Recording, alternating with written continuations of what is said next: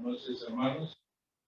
Estamos de nuevo con ustedes en este culto Doctrina para la Vida, en el cual pues, estamos en el estudio de lo que es los profetas menores y específicamente en lo que es el libro de Oseas.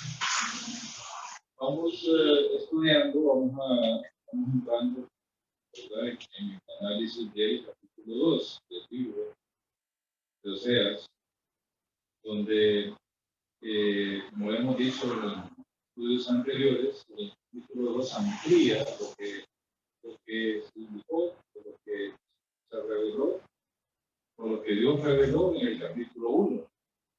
Pero entonces se amplía mucho más ahí. Hay unas palabras claves. Ustedes tienen la oportunidad de leer este libro, pero ahí específicamente el capítulo 2. Hay muchas palabras claves, ¿verdad? Se repite mucho el aspecto de prostitución, se repite mucho el aspecto de adulterio, se repite mucho el aspecto de los amantes. No es que estamos diciendo, ¿verdad?, promocionando algo de esa clase.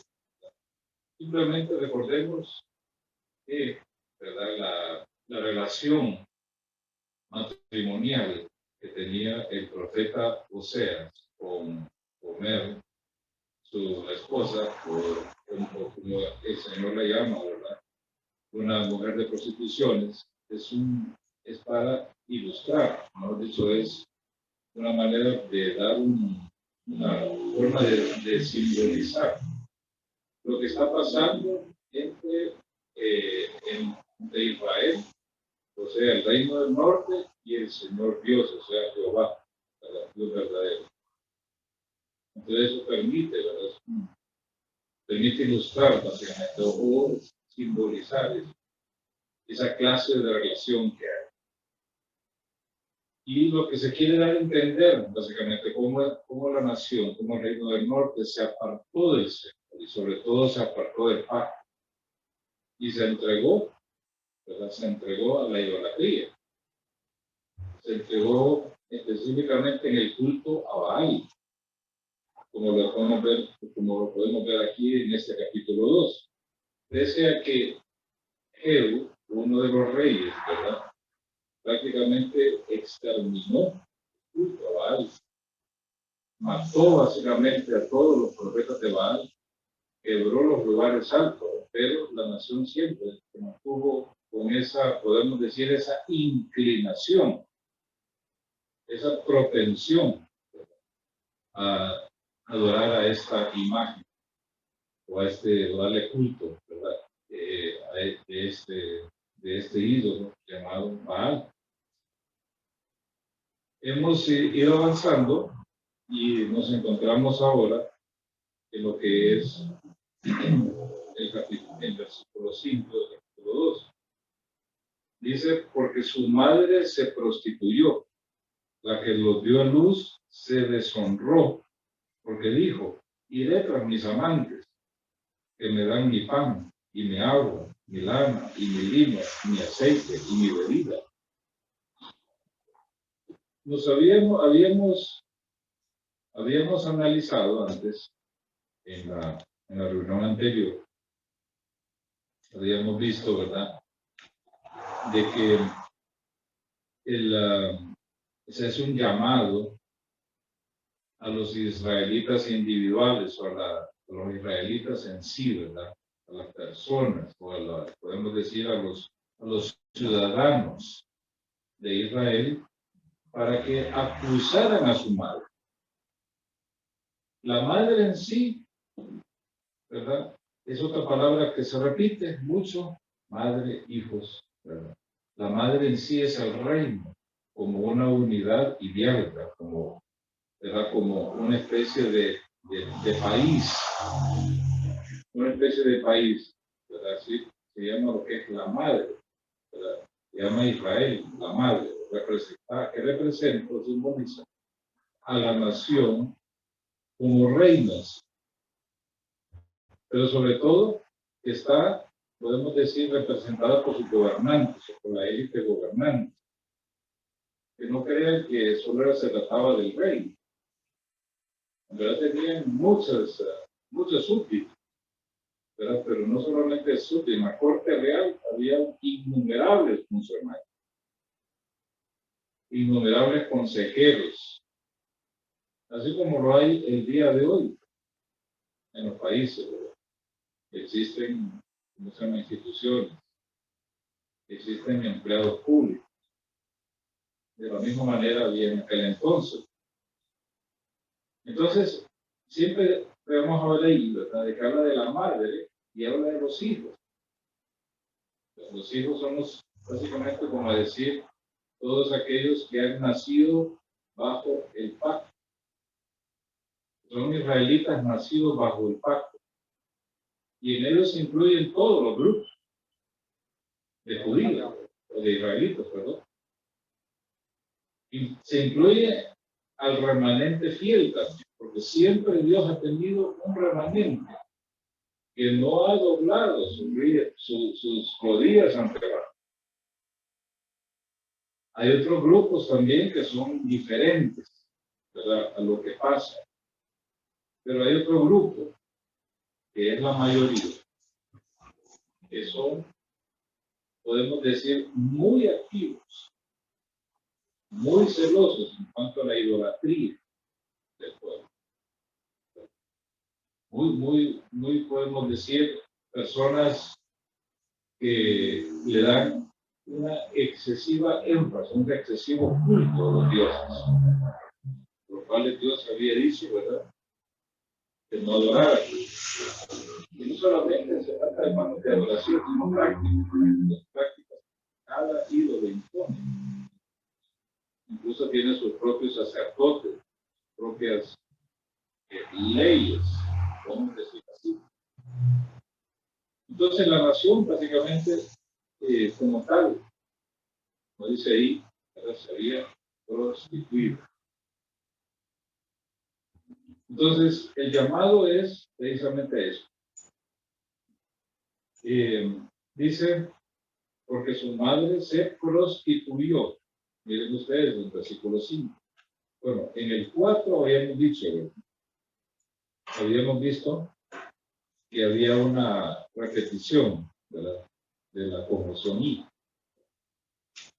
para indicar, ¿verdad?, la sucesión de juicios potenciales si la nación, ¿verdad?, no retrocedía o se arrepentía y regresaba al país. Entonces, los juicios potenciales, quiere decir, hermanos, aquellos juicios que pueden llegar a suceder como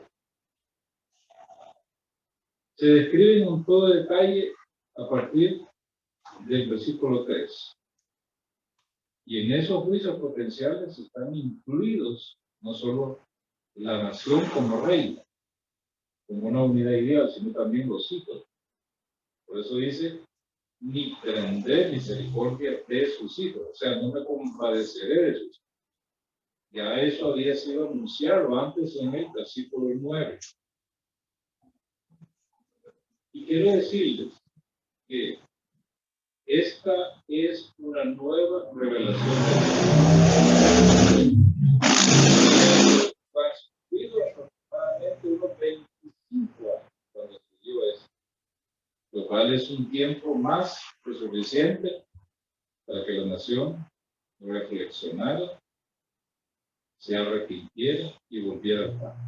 Pero eso no había ocurrido en absoluto, según lo que podemos ver en el versículo 5 en adelante. Dice así, ¿verdad?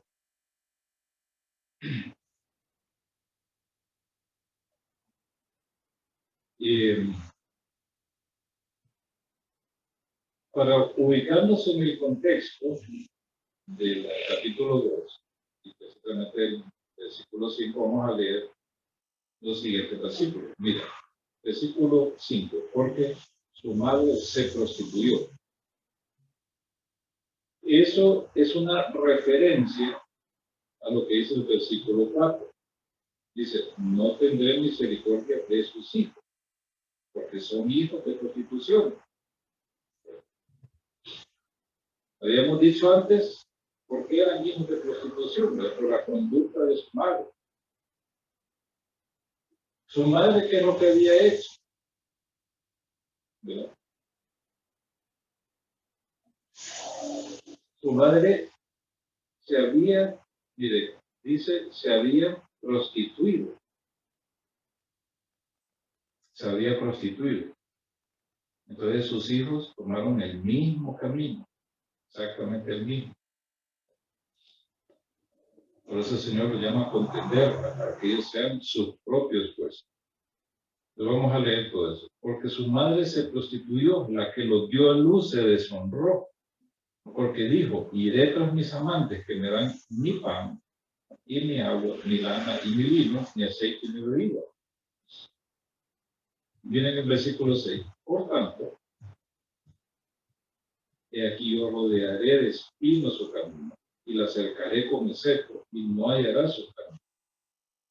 Versículo 7. Seguirá a sus amantes, y no los alcanzará. Los buscará, y no los hallará. Entonces dirá, iré y me volveré a mi primer marido, porque mejor me iba entonces que ahora. Y ella no reconoció que yo le daba el trigo, el vino y el aceite, y que le multipliqué la plata y el oro que ofrecían a Baal. Por tanto, yo volveré y tomaré su tiempo, mi vino a su razón, y traeré mi lana y mi vino. Y había dado para descubrir su destino. Y ahora descubriré yo su locura delante de los ojos de su amante. Y nadie la librará de mi mano.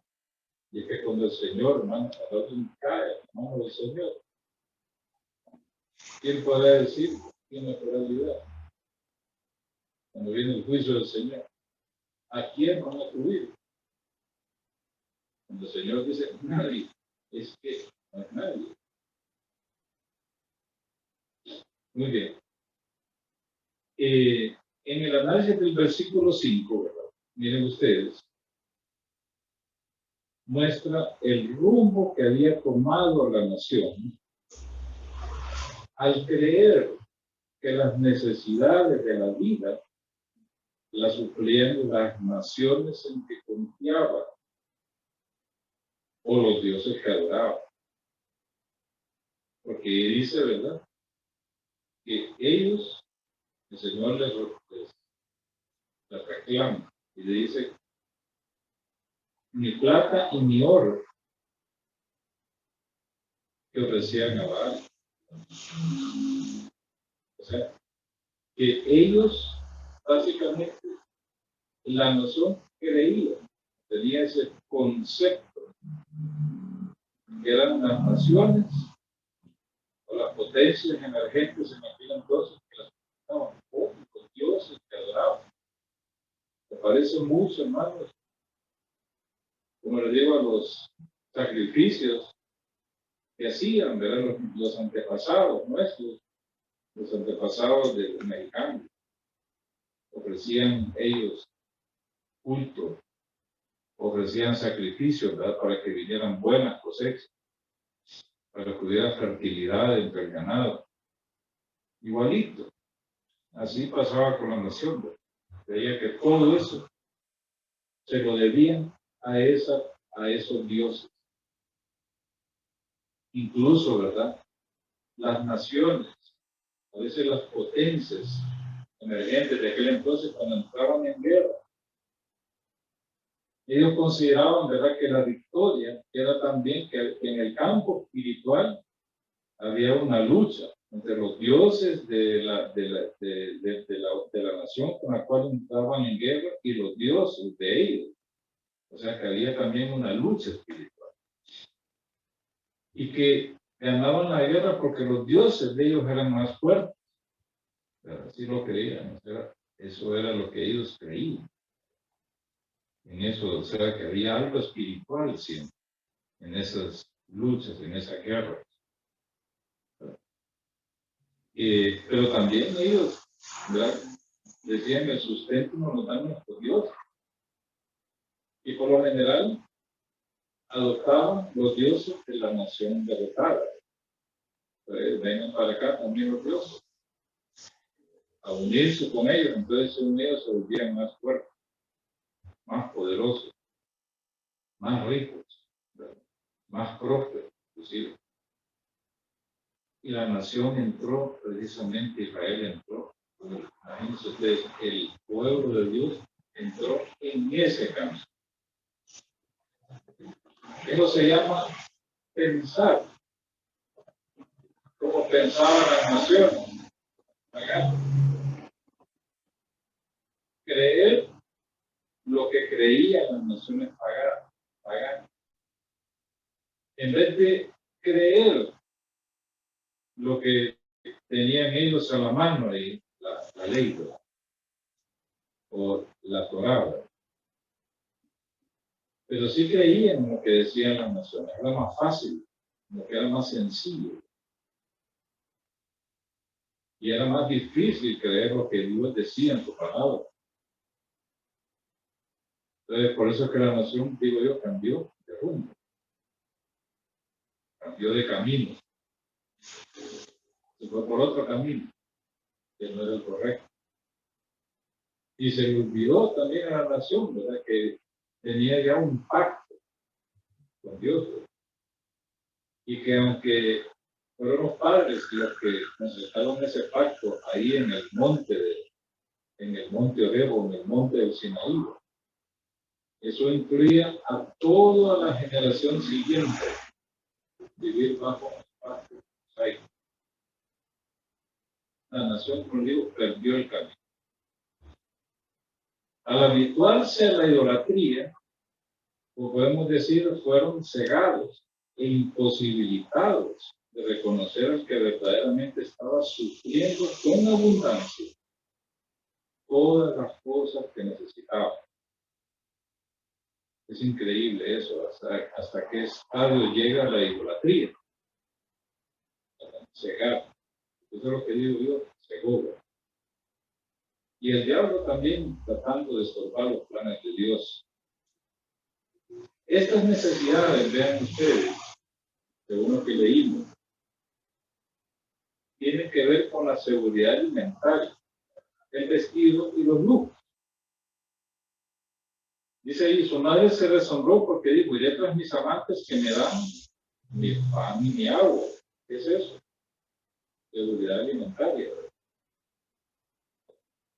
No es que en sí es el pan, o sea, ese pan que comemos nosotros, pan molde, pan baguette, no. Cuando se habla de pan, se habla en sí de comida, de alimentos. Entonces, la nación dice, miren ustedes cómo comenzó todo, lo que llamaría yo el punto de inflexión, el punto de cambio. Miren ustedes, porque dijo, o sea, con una declaración contundente, convicción, la nación dijo, en vez de seguir al Señor, ¿verdad? Yo me voy a esas naciones que verdaderamente me ayudan, pero no reconoció realmente. Verdaderamente quien estaba sufriendo no eran esas naciones, era Dios, ¿verdad? Jehová, nuestro Dios, que le suplía esa necesidad. Y como les decía, tiene que ver con la seguridad alimentaria, el vestido y por supuesto los lujos así, por eso decía, dice ahí, ¿verdad? Mi pan y mi agua, mi lana y mi lino, o sea, tiene que ver con los vestidos. ¿Verdad? Y no solamente, hermanos, cualquier vestido, lana y lino eran vestidos ¿verdad? ¿Cómo se llama? No eran para personas pobres, ¿verdad? Buenos vestidos, como diríamos nosotros, ¿verdad? Casimir inglés, pero no sé si todavía existe. Así de Casimir en inglés o Levi's, no sé cómo se llaman esas, ¿verdad? O las de Sara, la ropa de Sara. Pues aquí era lo mismo, pues, pues decían, 1000 años vivimos, o sea que no se decía de cualquier forma, se decían bien. Y dice, mi aceite y mi bebida, el aceite se usaba como combustible, también se usaba para encender el fuego, pero también se usaba como elemento de curación, también se usaba como ungüento, como perfume. Y mi bebida, ¿verdad? En las mejores traducciones dice vino, el vino, mi vino. Ahora bien, todas estas cosas, hermanos, que dicen ahí, no eran gratuitas. Se compraban como oro y plata, el cual abundaba en aquel entonces. Bajo el reinado de Jeroboam II, que era el que reinaba en aquel entonces, ¿verdad? Hubo una prosperidad económica del pueblo. Se levantó la economía, ¿verdad? Se levantó todo, ¿verdad? O sea, los negocios, todo se levantó. Entonces había una prosperidad económica. Había oro y plata en abundancia, como haríamos nosotros, ¿verdad? Hay dólares, hay euros. Pero aquel entonces era oro y plata. A pesar de que no habían descubierto todavía, ¿no? Pero había oro y plata bastante abundante. Ahora, eso obviamente contribuyó aún más a dejar de confiar en el Señor, a tener básicamente suplidas sus necesidades al entrar en comercio con las naciones paganas, cual el Señor les había dicho que no lo hicieran. Eso contribuyó también a dejar de confiar en el Señor, a creerse autosuficiente. Pero como siempre, era un vacío, ¿verdad?, en el corazón. Pero entonces, en vez de adorar al Señor, ¿verdad?, se empezaron a corromper con los ídolos de las naciones. Porque las naciones también comerciaban, pero también traían ellos, ¿verdad?, sus ídolos, sus cultos, ¿verdad? Entonces, claro, les empezó a gustar aquello. Y empezaron, ¿cómo se llama?, a fijar su vista en los ídolos en vez de poner su vista en el Señor, el cual se había revelado a ellos. Pero ellos, como les digo, no entendieron que todas estas cosas se las daba el Señor. Pero es lamentable, ¿verdad?, que todo eso después venía y se lo decían a Baal. Fue como que resucitaron de nuevo el culto, a pesar de que Jehová lo había exterminado completamente de la tierra. Pero dice, volvieron de nuevo a resucitar ese culto, a levantar de nuevo ese culto. Y es que la nación parece que era propensa a la idolatría, era propensa a desviarse del camino que el Señor les había trazado. Inclusive eso lo vemos cuando recién salido de Egipto. La nación se rebelaba contra Moisés, murmuraba. Cuando tenía hambre empezaban ellos a quejarse y empezaban a hablar de las cebollas que comían ahí en Egipto. No sentaban, dice ahí delante de las ollas, aquellas cebollas. Yo no sé qué de sabroso tiene comerse una cebolla, pero imagínense, como que la nación iba caminando con Moisés, ¿verdad?, en el camino que Dios les iba trazando en el desierto, pero tenían su corazón en Egipto. Cada vez que les pasaba algo, a quejarse, a murmurar, hasta tal extremo, ¿verdad?, que podemos decir enojaron a Moisés. Lo hicieron explotar. Y por esa explosión, ¿verdad? Moisés cometió el error, ¿verdad? De pegarle, ¿cómo se llama? De golpear la peña 2 veces. Le costó la entrada a la tierra prometida. A pesar de que le imploraba al Señor, no va a sentar. Y no entró. Pero la nación tenía esa propensión, ¿cómo se llama? A rebelarse, ¿sí? A rebelarse contra las personas que Dios había puesto como líderes, como personas, como pastores, como sacerdotes. Tenía esa cualidad, ¿verdad? Era propenso. Por eso el Señor les dice que ellos cargaban la imagen de Moloch, ¿verdad? En el desierto. Porque la nación tenía, como le digo, caminaba con el Señor, ¿verdad? Miró señales que ninguno había visto. Caminaba, pero tenía en el corazón, ¿verdad? No se puede tener, hermanos, como dicen, doble ánimo. No se pueden tener dos pensamientos. Al final, fíjense lo que pasó con Samaria, ¿verdad? A pensar que al final lo que pasó cuando fueron, podemos decir, conquistados por los asirios y llevados cautivos. Los que quedaron ahí se mezclaron. Tenían un corazón dividido. Adoraban al Señor, pero también adoraban a Jesús. O sea, se empezaron a mezclar. Y no es así, ¿verdad?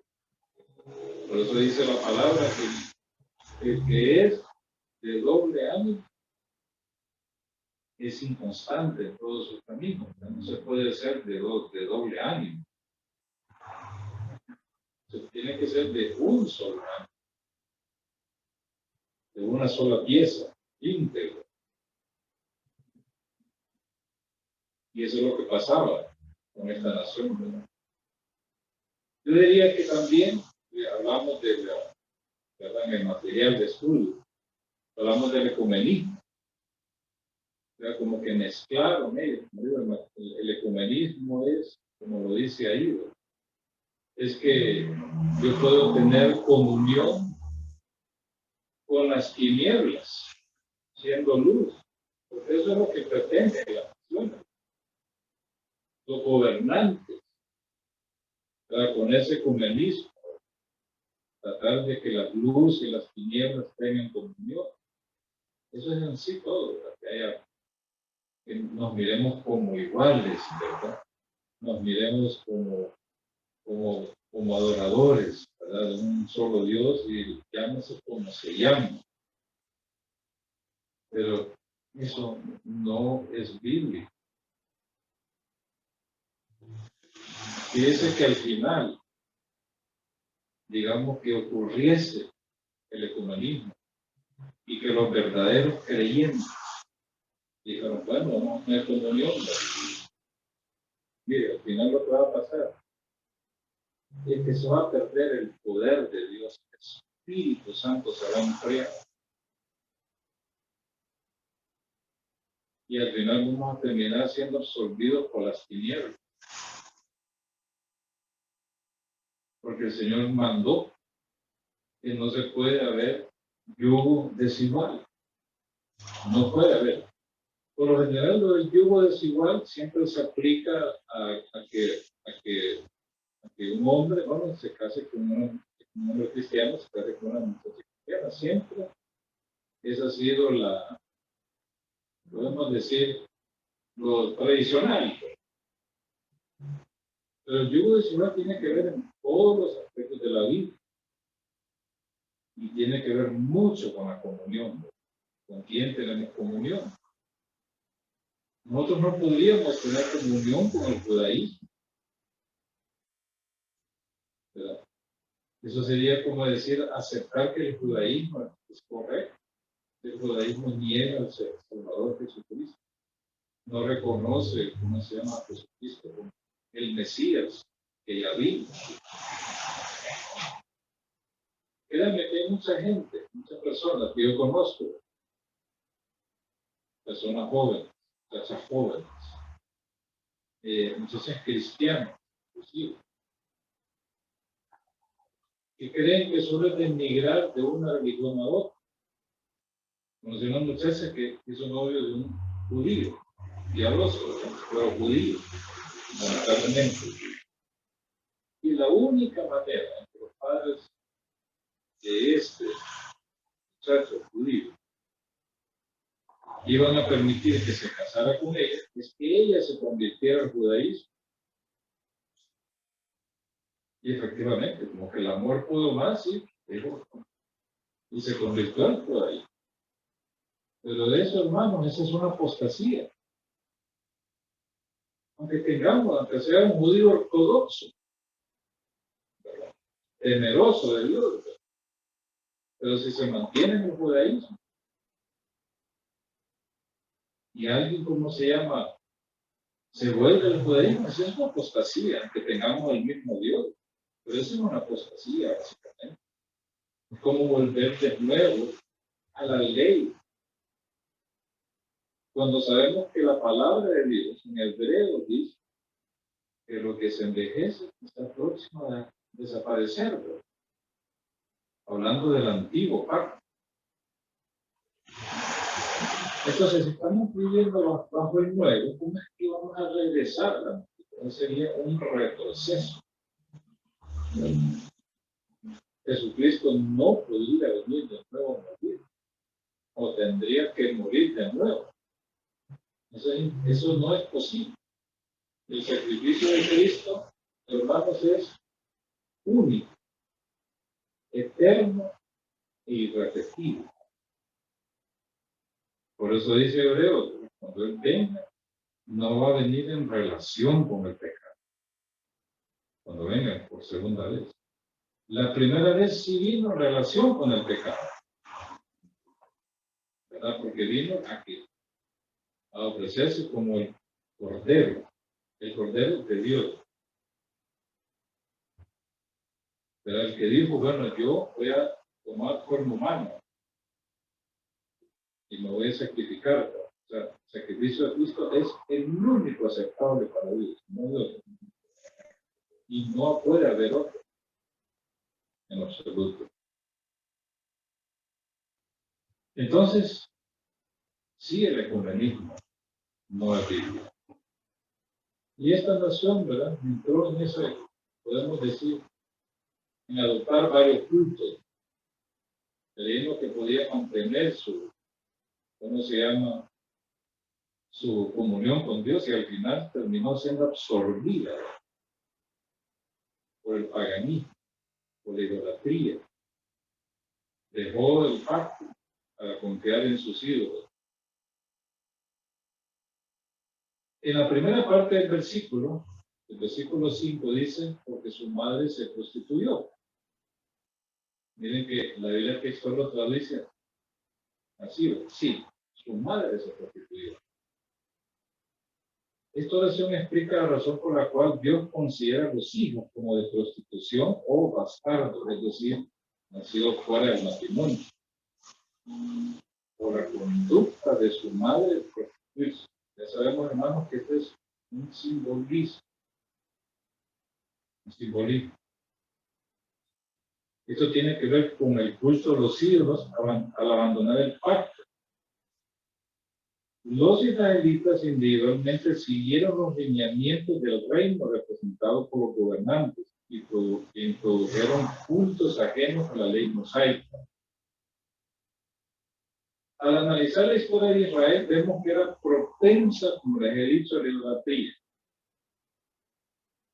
¿Qué fue lo que hicieron los reyes entonces? Alentar esa inclinación que tenía el pueblo. Alentarla, animarla. Salvo el remanente fiel, que no dobló sus rodillas ante Baal. Pero los gobernantes de Israel fueron precisamente las personas, ¿verdad?, responsables de llevar el culto, de llevar la idolatría al pueblo. Y no solamente eso, como digo, alentar. ¿Dónde empezó? Lamentablemente con Salomón. Ahí empezó. El rey sabio. Su corazón, dice, se vendió, ¿verdad?, y llenó Jerusalén de ídolos. Cada cosa que tenía, también traía sus ídolos. Pervirtió su sabiduría. Después vino la división del reino y la continuó, ¿verdad?, los que siguieron. Por cuestiones políticas. Miren ustedes, decisiones políticas. Pero Juan, ¿verdad?, cuando Dios lo puso, creo que el único rey de Israel o del reino del norte que fue puesto por Dios fue precisamente Jeroboam I. El único que Dios eligió. De ahí los demás, ¿verdad?, vinieron y los colocó. Hubo, ¿cómo se llama? Muchos atentados, o sea, el uno conspiraba con el otro, contra el otro, y así se establecían los reyes. Pero el único elegido por Dios fue Jeroboam I. Lamentablemente él tomó decisiones políticas, porque la Biblia dice, pensó en su corazón, ¿verdad? Dice, si esta gente se va a Jerusalén a adorar al Dios verdadero, a darle culto, entonces el corazón de todo el pueblo se va a volver de nuevo al rey, al hijo de Salomón, a Roboam. O sea, y tomó una decisión política. Entonces fabricó dos imágenes, dos becerros, y lo puso en los extremos. Le dijo al pueblo, estos son tus dioses, que te sacaron de la tierra de Egipto. Instituyó él sus propias fiestas, puso sus propios sacerdotes, y ahí el pueblo empezó, miren por empezó, ahí empezó. Vinieron después, comenzó con los becerros, que parecía algo inocente, pero después empezaron a traer otras imágenes, principalmente el culto. Todo por decisiones políticas, lamentablemente. Eso es lo que quieren hacer hoy en día. Las naciones quieren controlar, podemos decir, la religión. De hecho, gran parte de las religiones están controladas. Los islamistas, ¿verdad?, son casi una religión de tipo político, tiene mucho elemento político, ¿verdad? Y los islamistas, hermanos, son conquistadores del mundo. Miren usted lo que ha pasado en Irán, lo que ha pasado en otros países musulmanes. Realmente la religión es la base de su vida cultural y política. Bueno, el judaísmo es en cierta medida, pero permite ciertas libertades. Pero hay religiones dentro del occidente, ¿verdad?, que también tienen algún tipo de control político. Pero esas, como el catolicismo romano, esas están adaptadas al mundo. Sigue la corriente del mundo. Entonces, ¿cuál es el verdadero problema de las naciones? Con sus agendas LGTB, es los cristianos evangélicos, aquellos que todavía tienen puesto su corazón en las sagradas escrituras. Y ese es el gran problema es la reserva moral. Entonces, quieren actuar de alguna manera contra nosotros. Y lamentablemente, como decía el pastor Mario Tumero, el mal, la inmoralidad y todos los pecados de que habla la Biblia se están volviendo legales. Así de sencillo. No hay, hermanos, ahorita, en las nuevas series de televisión, en que no hay un elemento de la LGBT o un elemento religioso. Es que no hay programa que no traiga esa porquería, esa inmoralidad. No hay. Entonces, ¿qué hago? En lo personal, afortunadamente, ¿verdad? Tengo una aplicación de películas clásicas, antiguas, series antiguas, que todavía le daban valor a la familia, todavía había valores morales, había valores cristianos, inclusive se hablaba mucho de Dios, inclusive de una película ya de los años 70, que hasta hablaba del pastor Billy Graham. Increíble, pero la de hoy es hasta los dibujos animados están llenos, pero cargados realmente de inmoralidad. Entonces la inmoralidad, ¿verdad? La quieren hacer legal. Por lo menos en Honduras tenemos todavía, no se ha llegado a eso, pero hay mucha presión para llegar a eso. Pero todavía estamos, hermanos, todavía tenemos esperanza, todavía hay un pueblo fuerte. Como les digo, los gobernantes tienen una gran responsabilidad y ellos son, traen lamentablemente el mal, porque no temen a Dios, no temen a Dios. Muy bien, nos quedamos acá, hermanos, y seguimos el próximo jueves